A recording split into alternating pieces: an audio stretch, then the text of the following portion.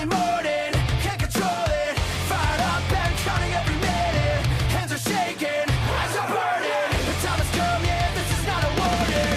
The week was just so long, we had to let it go.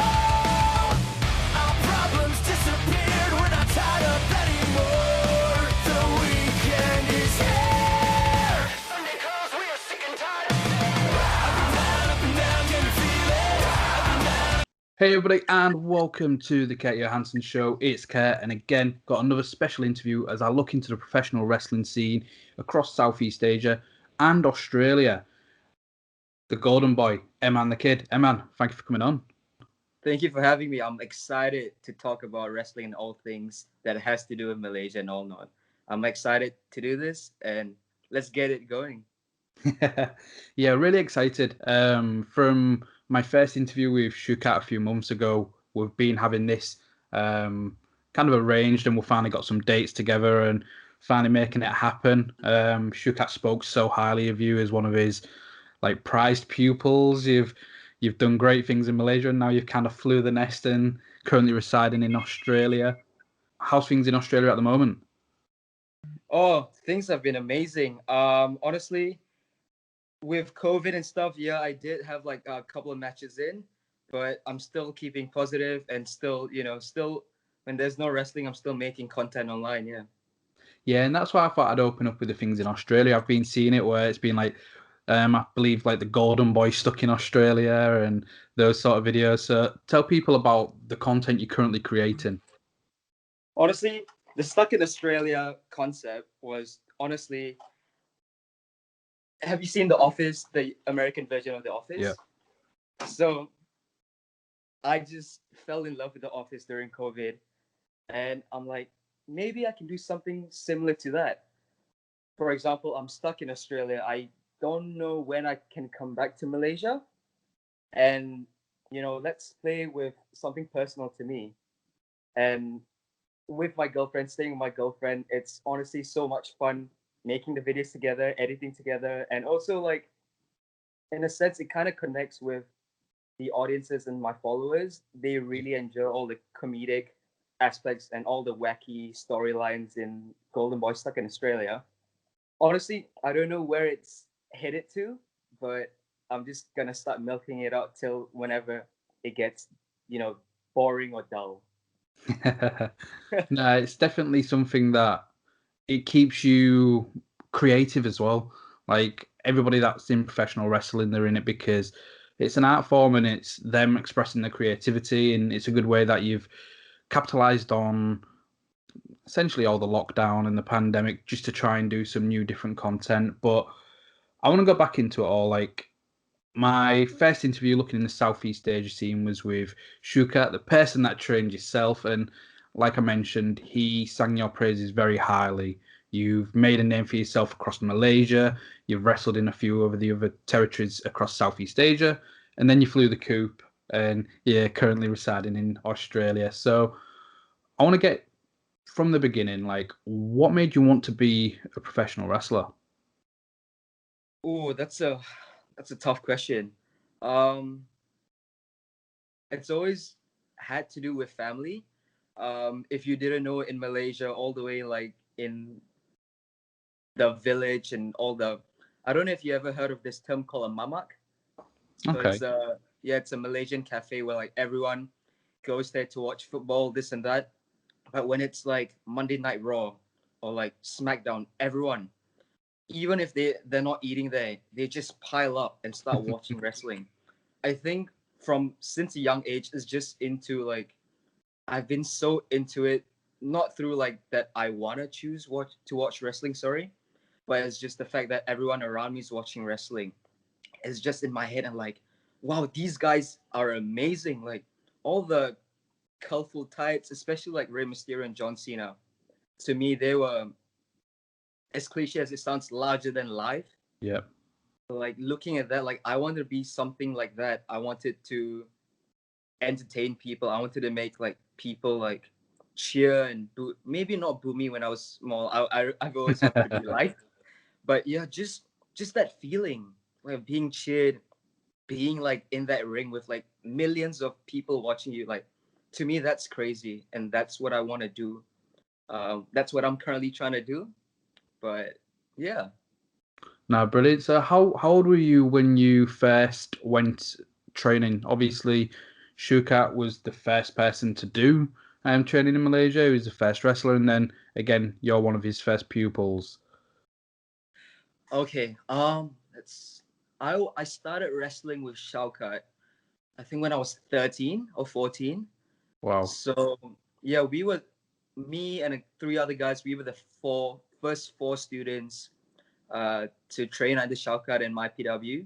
So the whole year, the first year of MyPW, it was just the four of us wrestling on like Muay Thai rings instead of like proper professional wrestling rings. And it was sore, it was painful because Muay Thai rings, they don't have any foam, any this Yeah. and that. It's straight up not concrete, but I Ouch. don't know what's inside it. Yeah, it's painful, but it's honestly seeing how like Shaukat has taught us over the years. I think I've been in with him for I think 67 years. It still amazes me how much knowledge he has, how much commitment he has to professional wrestling, and especially like making a name for pro wrestling in Malaysia. And I just want to go in his footsteps and make Malaysians and professional wrestling known in Malaysia.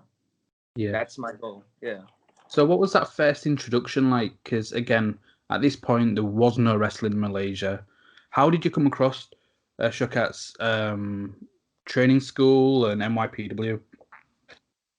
Honestly, um, that I saw an ad on Facebook saying a casting call for a pro wrestling show.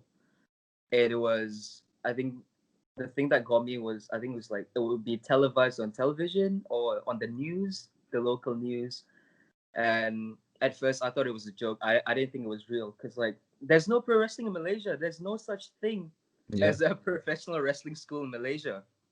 So I was skeptical at first, but yeah, it was just out of nowhere by chance. It was on one of these ads on Facebook, and that's how I came about with MyPW and Shaukat. Wow. So, what was that first training session like? Like you mentioned, it was on Muay Thai rings, and you take that first back bump, or how did you adapt to professional wrestling?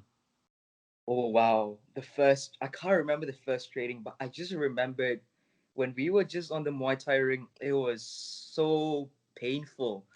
Like I, I'm surprised I didn't get injured or like a concussion, this and that in a Muay Thai ring. But yeah, training was hard because it was just the four of us. We didn't have anyone else, and also when my PW first started, we shared a ring, or we shared a space with other Muay Thai sports and amateur wrestling. Yeah. So they did when they saw us wrestling and training stuff. They did laugh. They did like make fun of us, this and that. But like I was so determined as a 14-year-old. Like I'm not gonna listen to doubters or like haters. I Yeah. just gotta keep on doing what I like to do, and I think that goes the same for everyone when we first started training in my PW. So, what was those first set of shows like then? When there's only a handful of you, you might be getting people coming through the doors. What was that like? Well, the first show that I could remember, I was I was wearing CM Punk kick pads and knee pads. I was yeah it was quite a good turnout for a small show. It was 90 people. Yeah. There were two matches, and both of them went on for 5 minutes. So that was the first experience of a wrestling show. Wow. What was the like feedback then? Because like you mentioned, wrestling is really big in Malaysia. Everybody'd be piling into the restaurants, and here we are in Malaysia, Malaysian wrestlers, a Malaysian company. What was the feel around like in your community that there's Malaysian pro wrestling?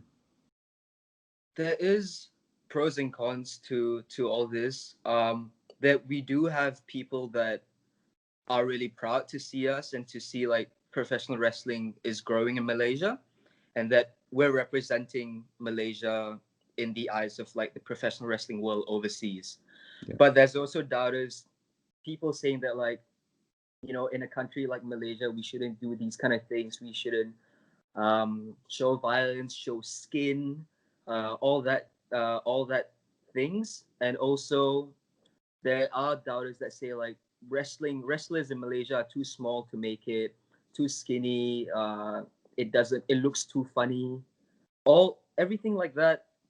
But you just gotta take that negative and turn it into a positive and prove them wrong. In a way. Yeah, and I think that's what you've been doing, like from the growth with MyPW over the years, and the recent news with Shaukat with it's become an actual sport now, and they've got the governing body behind it. So how does that feel? Like you're part of the original class, and now your home promotion is being recognised nationally. I feel really proud. The fact that I can say that I am representing my country for professional wrestling. Like if someone told me that pro wrestling was going to be a sport in Malaysia, if they told me that like 3 years ago, let's say 5 years ago, I would laugh. I would think that no, Malaysia wouldn't do this. Malaysia wouldn't accept us as a sport. But here we are today.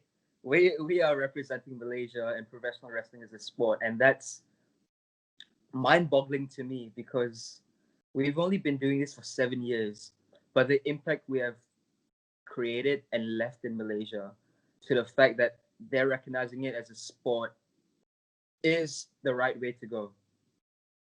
Yeah, definitely. So, from yourself as both a wrestling fan and a professional wrestler, what will the benefits be of that recognition? I think just more exposure for people in Malaysia and Southeast Asia as a whole, because there is a lot of Southeast Asian professional wrestling companies, you know, and we are still, all of us are still in our infancy stage. We're still growing. We still need more exposure, and the fact that like maybe Malaysia can be a platform for everyone to get more exposure to the world, I think that's great because it's a win-win. Everyone gets exposure, everyone gets experience, and to be able to wrestle like around Southeast Asia and also like overseas. Yeah, and I believe like you now get access to certain training facilities that you wouldn't be given to before. And does that make you excited to go back to Malaysia, especially say 2021 when shows start picking up, just to see what that impact will be like? Yeah, I'm excited to get back to Malaysia. I'm not sure when, but yeah, I'll be excited when I get back. The amount of shows and amount of training like I can get, and also learn new things from Shaukat and also other people, because I haven't been in Malaysia for about close to a year, and I might have missed a lot of things while I was gone. So I'm excited to get back on track and also wrestle even more with the fact that like the government might like give us support for more shows, and that's more shows, more exposure, more experience. Yeah, definitely. And you say you missed out on stuff though, but you're currently in Australia, so there's going to be so much that you've learned that you can take back to that wrestling scene as well. So, with that being said, are you excited about like a possible leadership role going back there? Yeah, I as much, yeah, I love to have a leadership role, but deep down I feel like I have doubts for myself because I'm only 19, and like why would any adult would listen to a 19-year-old teaching you how to wrestle or this and that? That's my mentality, I'm thinking. But I'm down to share my knowledge that I've learned through Australia and Japan and all the other places I've wrestled at. And it's good to share knowledge because you can't be greedy in wrestling and keep all the knowledge to yourself. Because Yeah, what's that gonna? exactly. That's what's gonna. There's no use to it other than giving out to other people too. Yeah, exactly. And I think that's one thing that I found a common theme with these interviews across Southeast Asia is everybody just wants to work with everybody and everybody wants to grow together because there's no point one company just growing when everything surrounding it is still, again, like you mentioned, in the infant stages, maybe struggling. Um, so how do you feel with the importance? I know there was going to be like a super show where a lot of different companies throughout different countries in Southeast Asia were going to get together and do like some sort of big show, and then COVID happens. Yeah. So, what are your highlights from your time at MyPW? Obviously, you was the WrestleCon champ. You've had matches with like Shaukat. What's that been like for you? Talk about some of your highlights with MyPW. You know, there's too many things to pinpoint with my time in MyPW, but definitely one of the highlights, that one of my favorite highlights are definitely having the match with Shaukat, because I think that's what started the buzz. Even when I first came to Australia, everyone knew me as the guy who had that match with Shaukat. It's crazy to think that like this match in Malaysia can reach all the way to Australia and everyone's talking. Like that's how I got my hype. I Yeah. got my start in Australia. Also, definitely wrestling Robbie in my PW was, pretty proud moment. The fact that like, hey, we're as good as them. We can bring these guys down, and also we're on the same level as Australian wrestling. Um, Winning the WrestleCon championship. Sorry, I think I was the first one. I was 14 or 15. Wow. A lot of I still remember to this day the crowd was booing me when I won the championship. That was the first experience for me to get booed. I don't think I took it well considering I was 15, but looking back at it now, it was a fun experience to work with. I think at the time I fought Furious Faisal for the WrestleCon championship. It was pretty fun. It was a last man standing match, my first ever match with weapons, all Yeah. everything like that for a 15-year-old. That's I wouldn't expect that to happen to me. No, crazy. So you mentioned Robbie. For those unaware, it's Robbie Eagles that we're mentioning, and we're seeing Robbie doing some great things in New Japan Pro Wrestling. Would you say that was your biggest match to date? That first match with Robbie? My first match with Robbie in Australia was in Adelaide, and that was my first Australian wrestling debut. So it was pretty big deal to me. The turnout was 40 people. Yeah. 40 people. The company that ran the show wasn't really professional, so Okay. it was a lot of like how do you say it? Just a lot of things that weren't going. Just a lot of things that were wrong. Yeah. But I was still fortunate enough to be in a match with Robbie Eagles and J.K. Moody. To be in a triple threat and win that match in my debut was pretty big. But I would say that the biggest moment in my wrestling career would be wrestling Robbie in MCW, Melbourne City Wrestling, late last year. Yeah. That was by far one of my most favorite matches to date in Australia, considering the fact there's close to 1,000 people in attendance watching. Wow. And it's crazy. It's just, I don't know how do you explain it. Like, a kid from Malaysia is wrestling for one of the biggest companies in Melbourne against Robbie Eagles. So, what was the reaction like then? Especially again, it's one of the biggest companies in Australia that you're wrestling for in front of nearly 1,000 people. You're, to quote you, some kid from Malaysia, and you're against one of Australia's finest wrestlers in Robbie Eagles, and stood toe to toe with him. Like, what was that experience like to do it on such a big stage? It was nerve-wracking. It was scary to think that there's going to be 1,000 people watching you. And if you mess up, everyone's going to see that. It was a lot of pressure on my end. Probably not for Robbie, because he is one of the best wrestlers in my opinion. But he did get me through the match. He was professional. He was helpful, and I think we just have chemistry when it comes to our matches. Even the ones in Malaysia, I just felt like we had proper good chemistry when we are facing each other. Yeah. What was the best bit of feedback that Robbie's given you then during the course of your 3 matches? he doesn't really he didn't give me feedback, but I can feel that the fact that he would allow for me to wrestle him 3 times in the span of 1 year, that's already reassuring to me that, like, hey, I can stand toe to toe with you. I'm good enough for wrestling overseas. And it's rare for people to fight Robbie Eagles 3 times in a row when it's you just flew to another country. Yeah. Like, that's rare. So how did the move to Australia come about then? It was quite last minute, to be honest. I was planned to go study in uni in the UK or America, but I don't know. I think I just got cold feet. I felt that I would miss my mom Yeah. if I were to travel maybe more like 20 hours away. And thinking about it, Melbourne, Australia isn't that far from Malaysia. It's 8 hours away. I can still see my mom. It's not that far.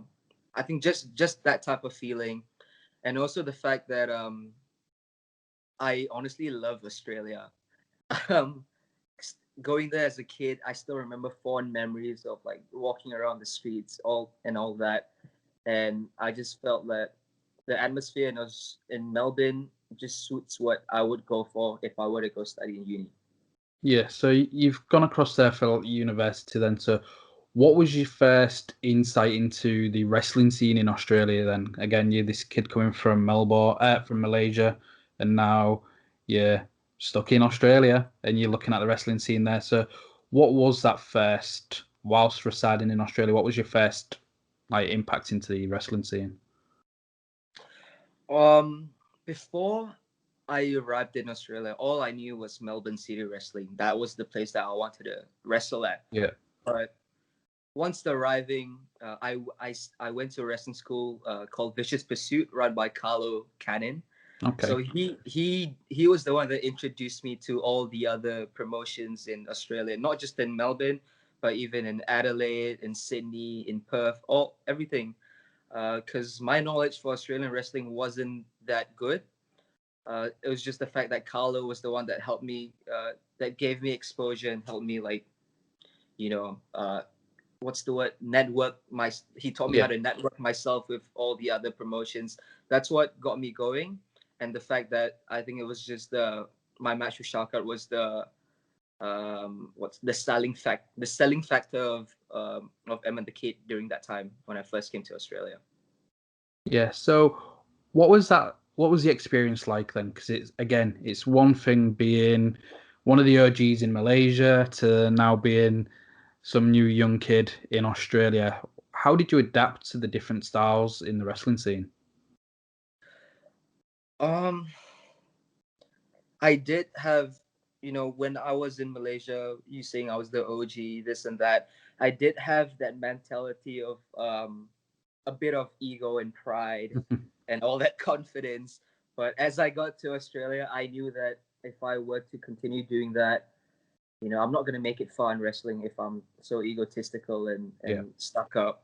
So I did have to be, I had to take a rain check on that and, be humble, be fortunate for anything I got, any booking I got, even if it's in front of 10 people, I got to be fortunate because, if you pick and choose, you're not going to go far in wrestling. Yeah. Well, to me, for Australia, yeah. So what are the few different companies that you've been working with out in Australia? Obviously, there's MCW. Yeah, so I know in Melbourne, I normally wrestle for Melbourne City Wrestling, Wrestle Rock, and New Age Wrestling. Okay. And then I've wrestled once in Adelaide for Riot City Wrestling, and this company called Iron Fist was the one that brought me in for my first match against Robbie and JK Moody. Brilliant. I'm keen to wrestle in Sydney for PWA. That's a goal of mine that I'm aiming to do for next year. Yeah. But other than that, yeah, so far it's mostly just been in Melbourne for MCW, Wrestle Rock, and New Age Wrestling. Oh, brilliant. I know from just before the lockdown came into place, she was in Victoria, I believe, with NAW. And first round, you end up winning the match against Kid. Was it Kid Valiant? Yeah, Against? Yeah. valid. Yeah. So what's that like? The fact that again, another company in Australia, they got a tournament for their championship, which I believe was South Pacific title, and you're in winning the first round, and then COVID comes in and just knocks you out. Oh, I was excited to be part of that tournament. I was fortunate enough, and I'm quite grateful that they decided to put me in that tournament. Just the fact that COVID hit did put a pause in all of that. But I think once COVID gets better and wrestling comes back, hopefully next year, and if I'm able to fly back to Australia, I'm down to go straight for the title and win it straight. So going back to where it all began, then really, you've been wrestling MyPW, and then these other companies that you've been wrestling with throughout Southeast Asia. So just talk about like your experience going to these different countries within Southeast Asia. Again, you're this community building you up, but in Malaysia you can be the good guy, but if you go to if it's like Vietnam or Singapore or Thailand, or you can be the villain. Like, how's that been for you? Surprisingly, I've never gotten booed or just like, oh, you're the outsider type of feeling. Yeah. I wrestled in Philippines one for PWR, and the crowd was amazing. I wasn't sure if they would cheer or boo me or who knew who I was, Yeah. but once I came out the curtain, everyone started clapping and all of that. It was wow, everyone knew me. I wouldn't expect that. And also for Singapore, there is that fine line that Malaysia and Singapore are not, they're always rivals. They're like, if people from Malaysia come to Singapore, they get booed and all that. But I wrestle in GrappleMax mostly for Singapore. Yeah. And I think the fans and also GrappleMax has treated me as an honorary member. Mm. So whenever I come over there, they know who I am. They cheer for me. They respect what I do, and it's good. I love GrappleMax. They're the ones who also got me to wrestle my first match in Japan too. Oh, brilliant. So that match in Japan, was that with was it Gato Move? Yeah, it was for GrappleMax's showcase in Shinkiba. It was also including Gato Move and Michinoku Pro, and I faced Lady Killer, also another wrestler from Singapore on the GrappleMax. So we had a singles match. Yeah, I won the match, and I still remember how cold it was to wrestle in Japan. We didn't we didn't expect it to be that cold. I that was the first time I felt that I'm running out of breath. Like I'm tired. It was hard to breathe because I never experienced that weather before. I've never experienced wrestling in the cold before. All I'm gonna say is it's a good job you did not come to the UK then. It's cold all the time. Too cold. Yeah, so that was good. Where was you going to go in the UK? I was aiming for because I didn't do much research also. I was just saying, oh yeah, I'll just stay in London. Uh, I I instead of looking for unis, I was more like I was more prioritized looking for pro wrestling schools in the UK instead. Yeah. Yeah. But yeah, again, I think it was a good call for me not to go to the UK since the fact that all the time it's cold. But yeah, I've always ever since small I had the mentality like if I want to go uni, I want to go to the UK because that's where everyone goes, that's where all my friends go, and yeah, I'll just follow. But as I grew older, thinking about it, like I don't want to just be another person who follows that stigma of like once you finish high school in Malaysia, you study in the UK. So I just wanted to do something for myself and do something different and break from that stigma. Yeah. Man, you're definitely doing that, and I think Australia, whether it's academically or in the professional wrestling sense, has proven to be really successful for yourself. And again, wrestling in front of nearly 1,000 people with MCW, that's big. That's in terms of independent pro wrestling terms. That's a great crowd. And what's your immediate plans with Australia then? You mentioned if you go back to Malaysia, you're not sure when you'll go back to Australia. Have you finished school in Australia now? No, I have a couple of years left in uni, but I do plan on thinking of staying here permanently after I'm done with uni. But that's another story to tell in a couple of years' time. Yeah. But yeah, when I came to Australia and started, wrestling and all that, for me, I had this one goal. My mind was to like create a bridge between like Australia and like Malaysia, Singapore, and all the other Southeast Asian countries because we are quite close together. Yeah. And I just want to be like the person who helps build that bridge where like we can all wrestle together. And it's also great exposure for like us being able to wrestle in Australia. And also it's good for Australian wrestlers to come wrestle in Southeast Asia for a new market. Yeah. No, definitely. And is there anybody in particular in Malaysia or Southeast Asia that you're hoping to help get across to Australia, even if it's just for one show?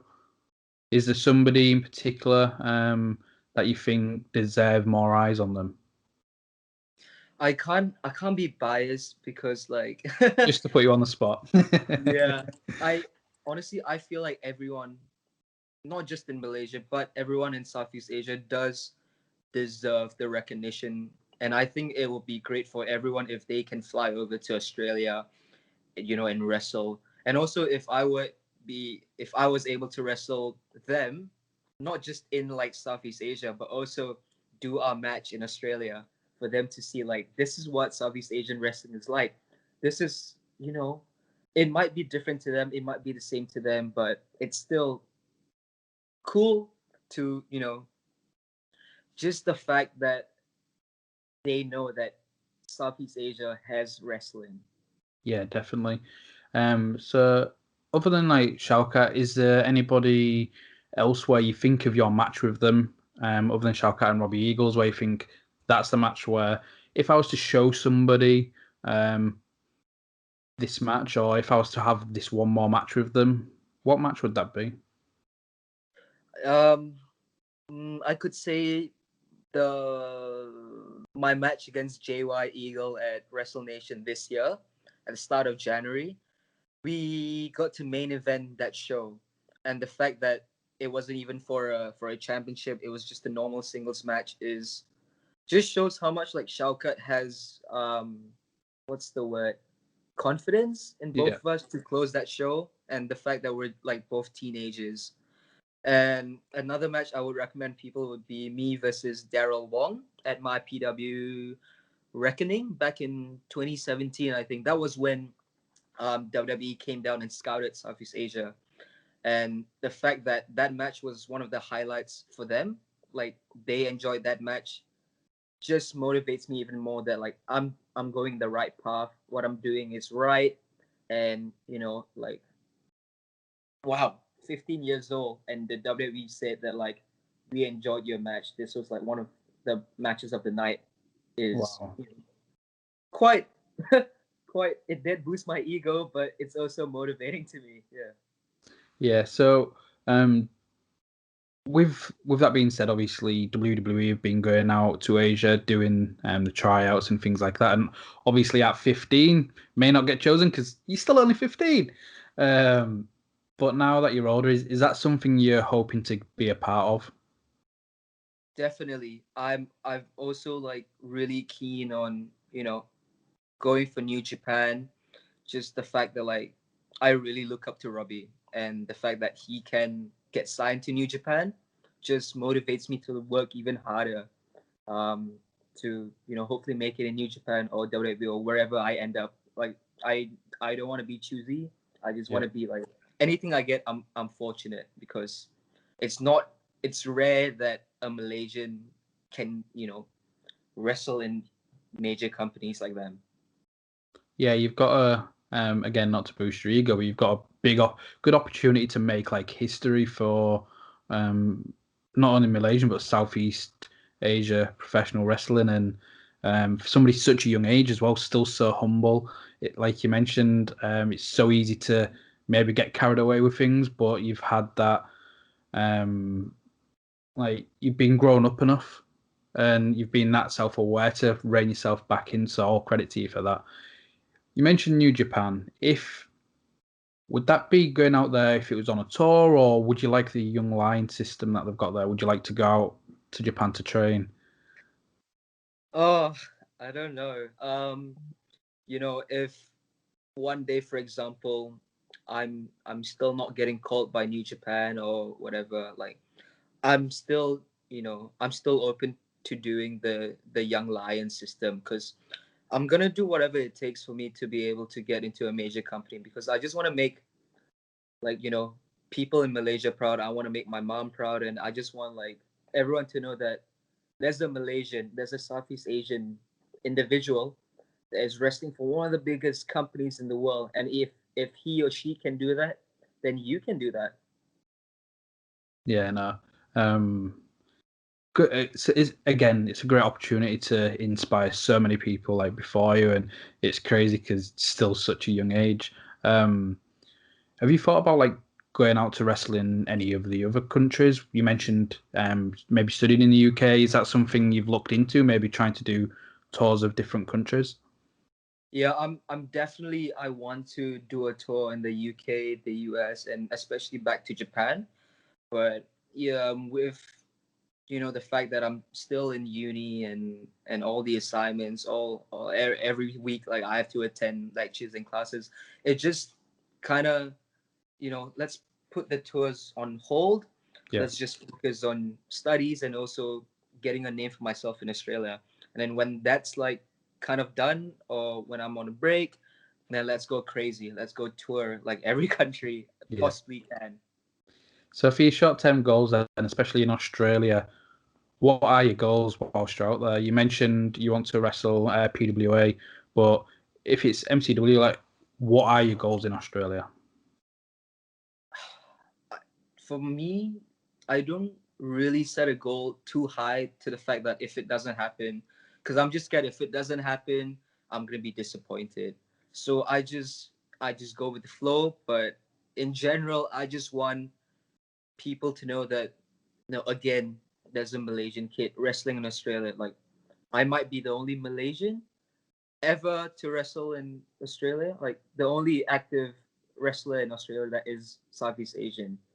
Um, but yeah, I just wanted to make a name for myself, and also for back to MyPW, because even in Australia, any interview or anything, anyone that asks me questions, or even fans that talk to me, I always plug or promote MyPW. Say that there's wrestling in Southeast Asia. You should check out MyPW.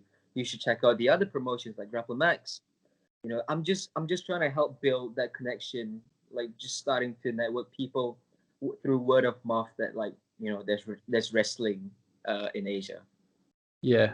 So it's 2021. COVID's done one. Like, that's disappeared for now. Wrestling shows are starting to open back up. If Who's on that list? Who are you wanting to wrestle? Whether it's in MYPW and they're bringing in somebody from a different country, or again, if it's somebody either domestically or bringing in to Australia.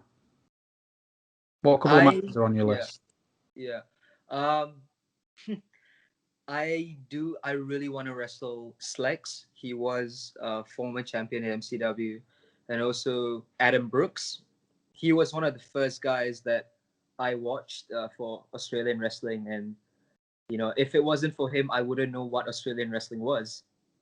Um, yeah, those two are the first two that come to my mind on the spot, is Slex and Adam Brooks.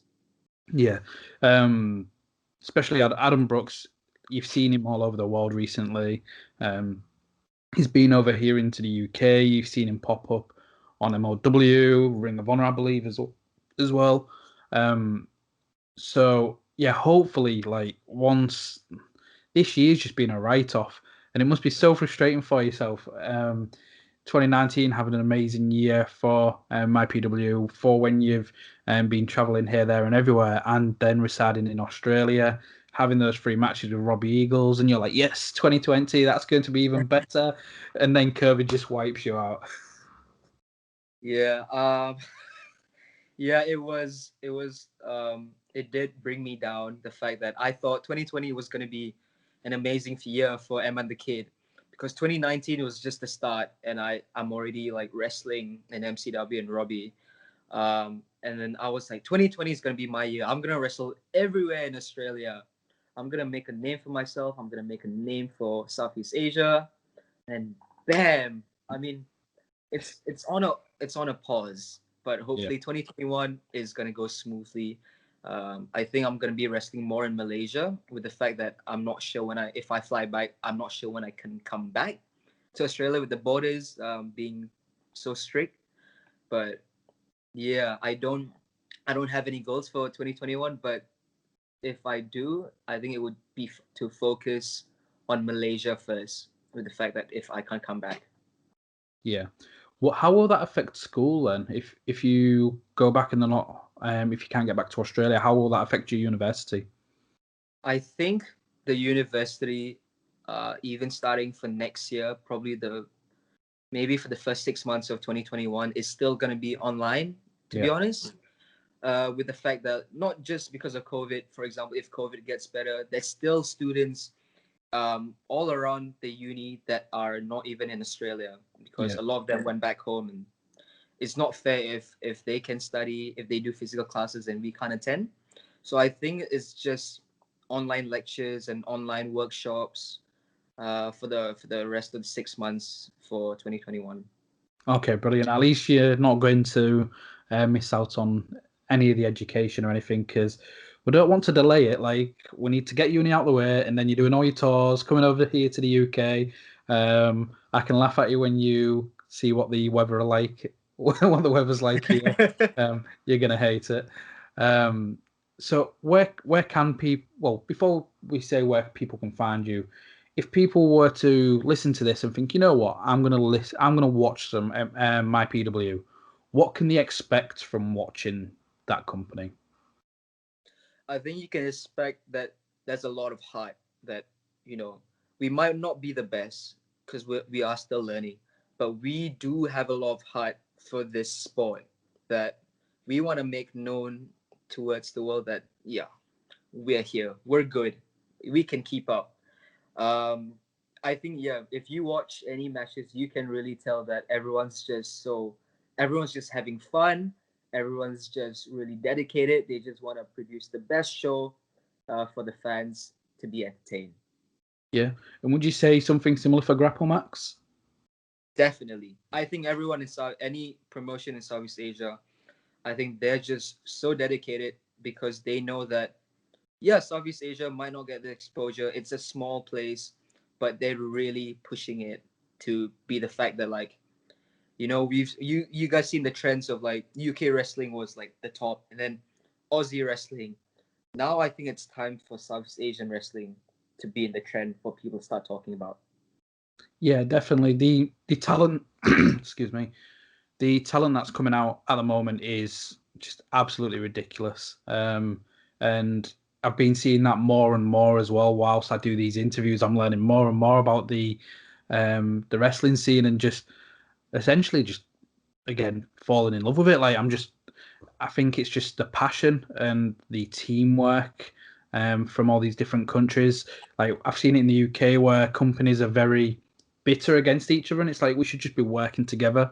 And it seems like most people have that mentality in Southeast Asia. So, where can everybody find you? Where can they watch the Golden Boy stuck in Australia?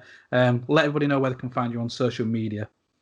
Yep. You can find me on Instagram, Facebook, and Twitter at Emman_the Kid.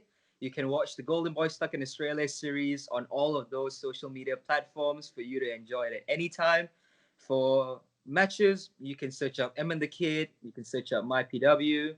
Malaysia Pro Wrestling also has Instagram, Twitter, and Facebook at MY Pro Wrestling, as well as our Patreon, which includes all the full shows, all exclusive contents for you to enjoy during your time staying at home. Fantastic. So make sure you give them a follow. Make sure you support Emman. Really excited to see what 2021 brings you if COVID does disappear. Fingers crossed. If you've all enjoyed watching or listening to this episode, make sure you check out all the other series of interviews that I've done across Southeast Asia. Again, we've had Shaukat from MyPW. We've had Andrew Tang, the first Singaporean pro wrestler. We've had Alexis Lee, the first Singaporean female pro wrestler.